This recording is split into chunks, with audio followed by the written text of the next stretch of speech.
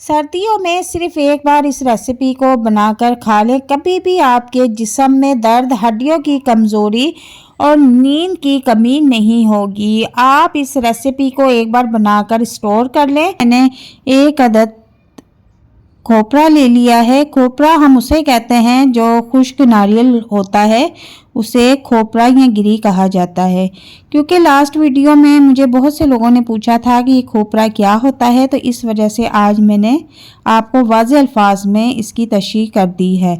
तो यहाँ पर मैंने साबुत खोपरा ले लिया है, इसको बिल्कुल मैंने बारीक टुकड़ों में काट लिया है। यहाँ पर मैंने आधी प्याली खसखस ले ली है, इसको मैंने अच्छी तरह से वॉश करके रखा हुआ है।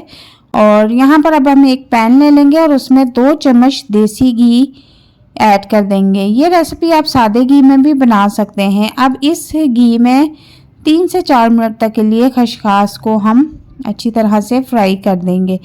थोड़ा थोड़ा करके आपने आधी प्याली खसखस इसमें डाल के भून लेनी है।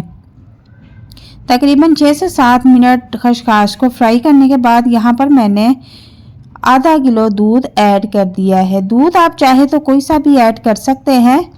और अब इसको हल्की आंच पर पकने के लिए छोड़ देंगे।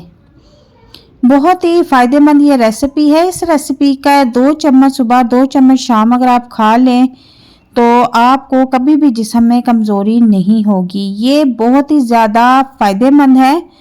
इसका डेली इस्तेमाल आपको तंदुरुस्त बना देगा। यहाँ पर मैंने जो गिरी खोपरा बारीक कटिंग करके रखा हुआ है वो भी दूध में डाल देंगे। अब दूध में हमने खसखस और खोपरे को अच्छी तरह से पकाना है। पक पक के जब दूध बिल्कुल कम रह जाएगा तो फिर हमने चूल्हा बंद कर देना है। तो यहाँ पर आप देखें कि ये बॉईल होना शुरू हो चुका है और चम्मच इसमें चलाते रहें, जो खसखस साइडों पे लग जाती है वो सेंटर में करते रहें। तो तकरीबन इसको हम 8 से 10 मिनट तक लो फ्लेम पे पकाएंगे। तो यहाँ पर आप देख सकते हैं कि मैंने इसको 8 से 10 मिनट तक अच्छी तरह से पकाया है।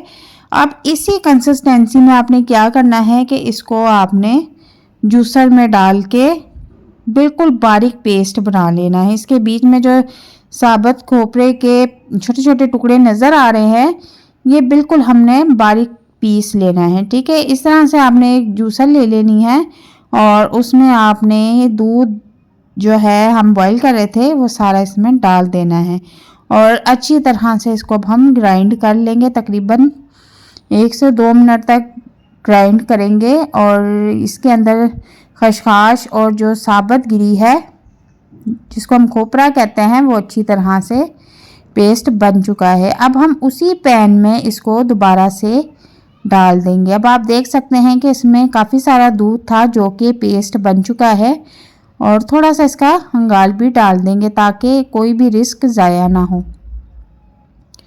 अब इसको बिल्कुल खुश्क होने तक पकाएंगे और इसी दौरान अब हम इसमें टेस्ट के मुताबिक चीनी ऐड कर देंगे।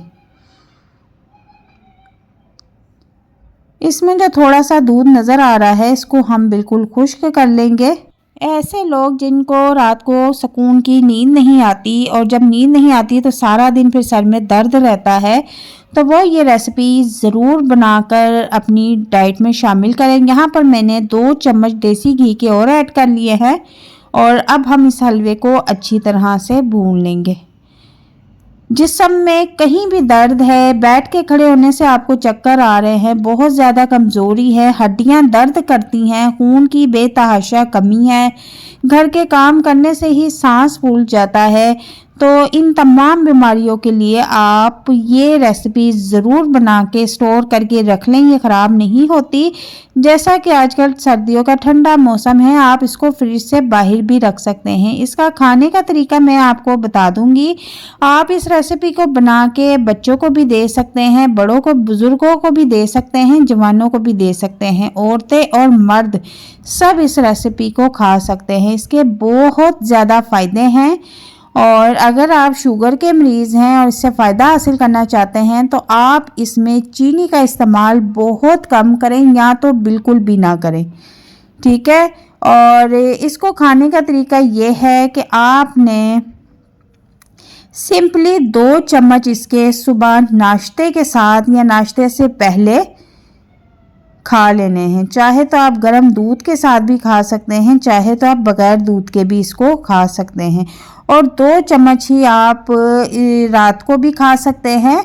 और इसको खाने से आपको बहुत ही अच्छे रिज़ल्ट मिलेंगे और ये आप बना के एक बार स्टोर करके रख दें, ये कभी भी ख़राब नहीं होता। बच्चों को आप 1 चम्मच सुबह 1 चम्मच शाम को खिला सकते हैं।